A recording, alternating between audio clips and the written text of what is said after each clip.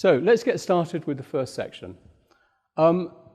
We observe that businesses never operate in isolation. They always work together with other businesses, with governments, with banks, with all different types of organizations within markets. And effectively, wealth is generated by the flow of goods and services across these business networks.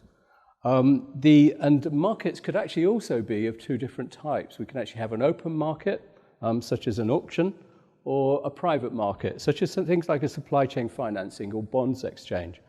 So effectively, these business networks are fundamental to the application of blockchain, as I'll come and describe as we go through the rest of the presentation.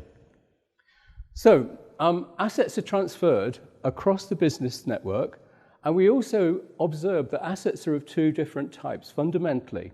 There are tangible assets, like your house or your car, and there are intangible assets, like a piece of digital music or a financial instrument, such as a bond, or a piece of intellectual property. These would be examples of intangible assets. And we also observe on the right-hand side of the screen that cash is also an asset which has the interesting property of anonymity. Effectively, I don't know if I'm given a €5 note, where that €5 note came from, and also where it's going to go to after I've owned it. So ledgers are the key to effectively recording the flow of assets in and out of an organization.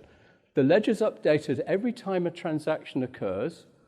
And for example, if I'm passing an asset between myself and another member of the business network, we both update our ledger when that transaction occurs.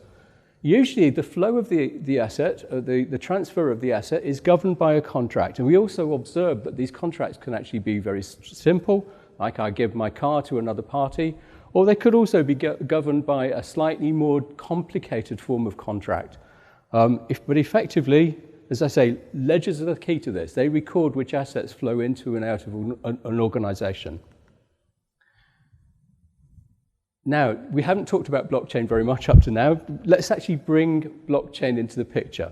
Blockchain at the very highest level is a trusted distributed ledger which has a shared set of business processes across all the members of the business network.